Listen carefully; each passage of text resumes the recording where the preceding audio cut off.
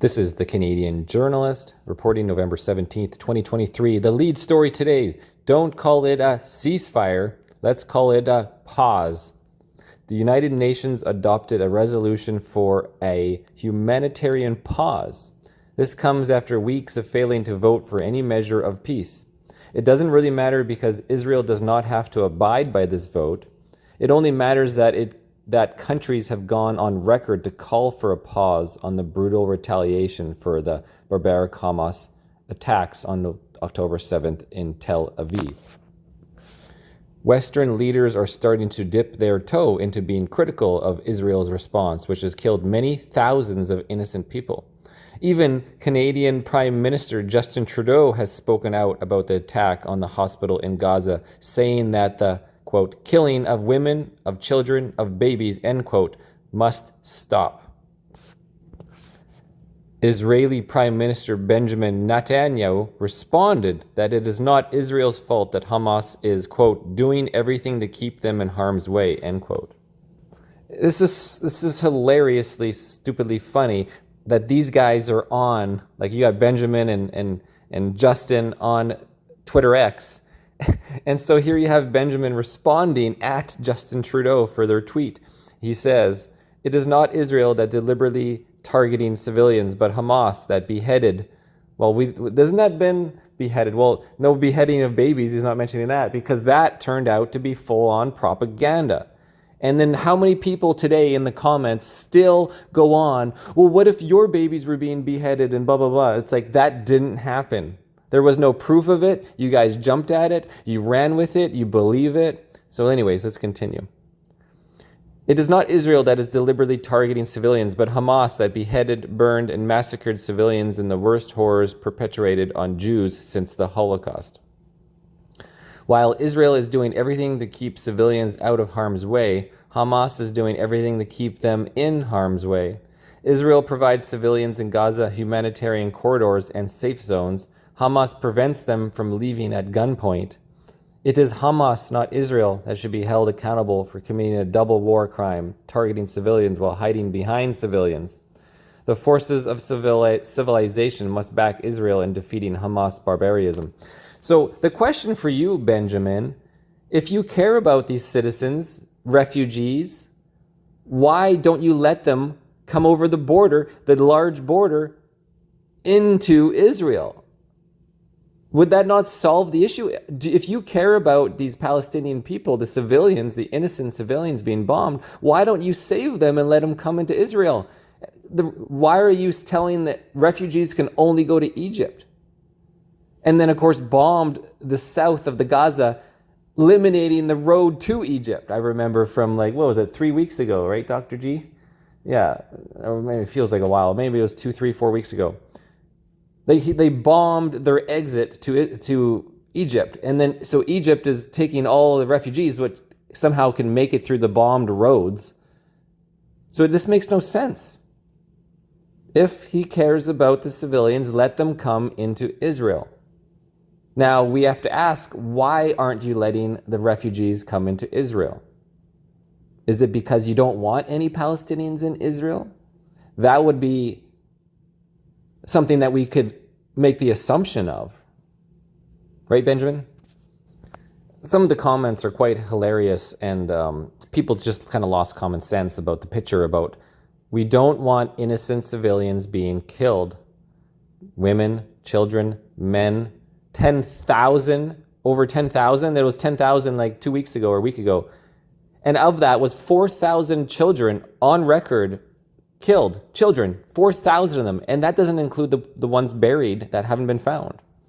And then you have this Yosef guy replying at Netanyahu and Justin Trudeau, shame on you, Justin Trudeau. Well, of course, shame on you, Justin Trudeau, for freezing Canadians' bank accounts and running his authoritative regime, stomping on the most peaceful protesters in the world. The irony here is Justin Trudeau is actually speaking out against, let's not kill civilians. Please, let's not kill civilians. Israel, please don't kill civilians.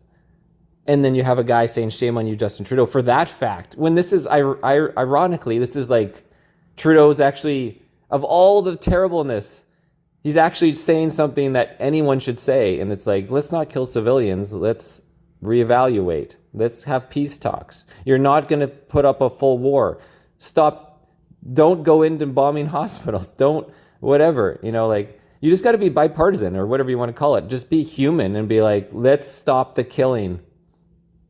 It was like what Trump said in one of his speeches when they were trying to get him to pick sides on Ukraine. What side are you on? Are you pro-Ukraine or are you pro-Russian? I am pro-life. Well, I guess that's ironic. I just want to stop death. Let's just stop the killing.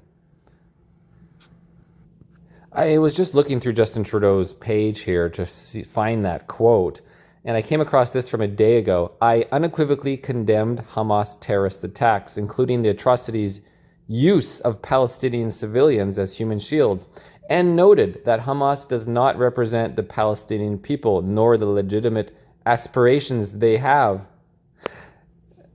Good point, you dictator Trudeau. Very good point. I didn't vote for Justin Trudeau, and his stomping on our freedoms, on our charter rights, I don't agree with.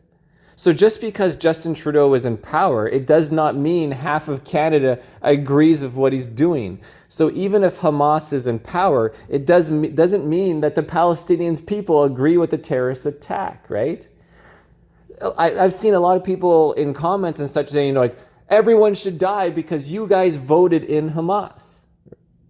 Well, so in Canada, so everybody supports Justin Trudeau because he's in power? Clearly not.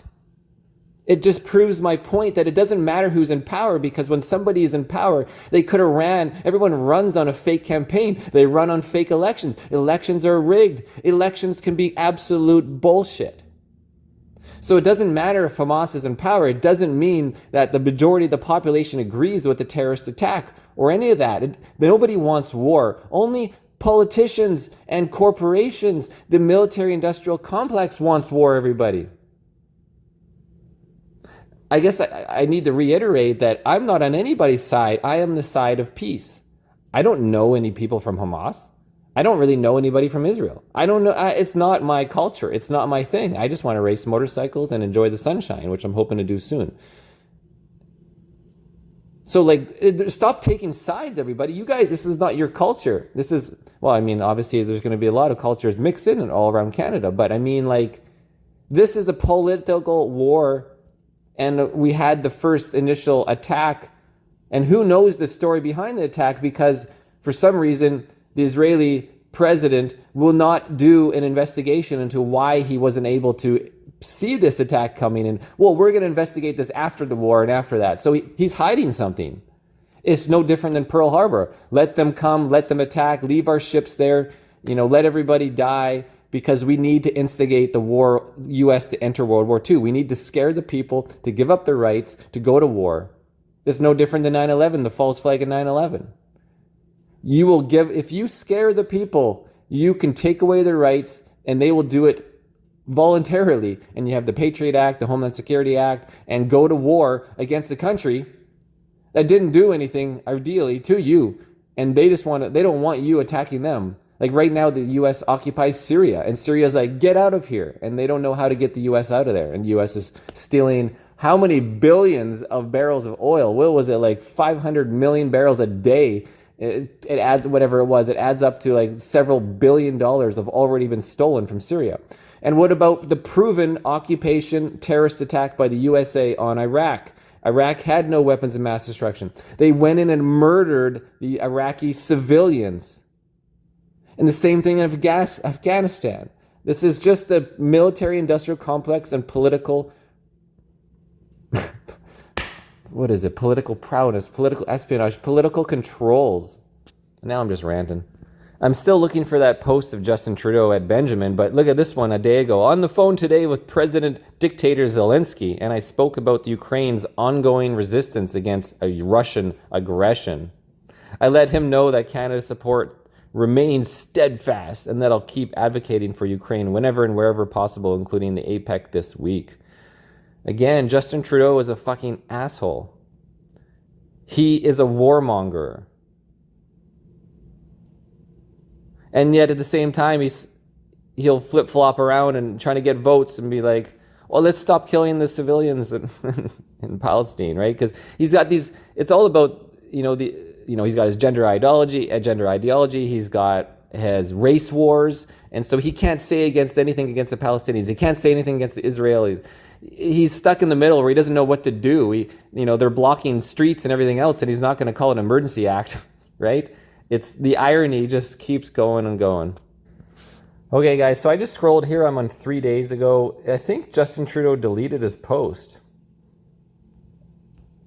I mean, this is all, you got to realize he doesn't care about anything. It's all about himself. So he did that post because of the Palestinian protests getting very much wide across Canada.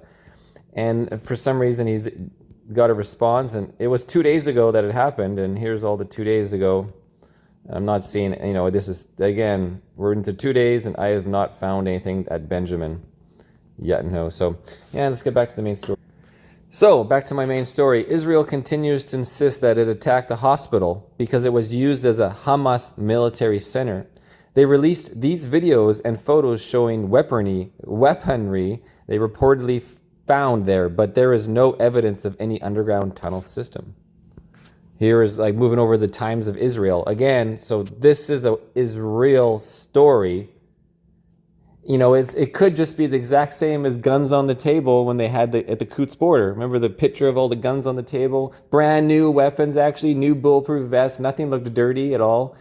And then, they charged the Quds 5 or whatever it was, and they're still battling that out. Just like I still, almost 2 years later, I'm dealing with Constable Conrad Tyrant Herbs, right?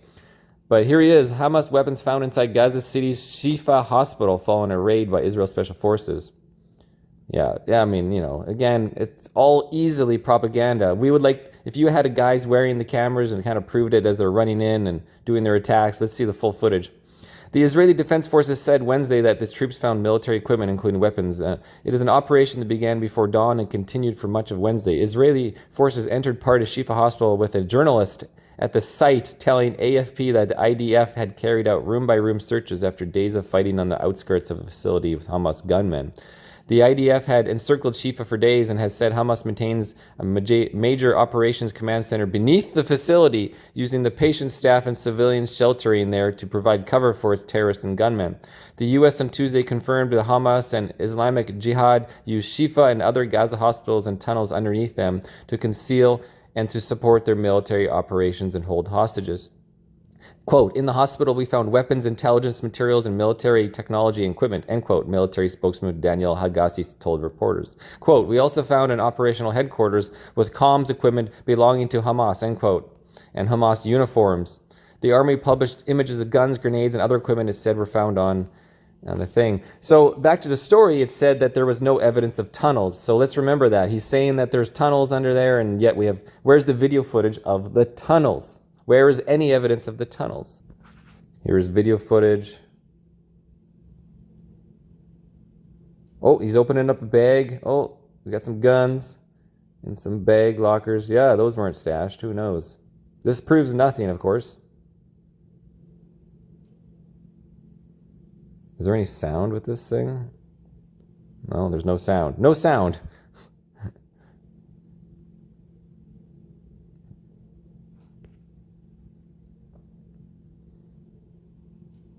It'd be interesting. Why is there freaking no sound? Are you recording right now? Yeah, I'm recording right now. No sound. Sorry, this is the footage that they released. Intelligence Operations Center. Oh my God, we got a computer and we got a phone and some CDs. The old school CDs.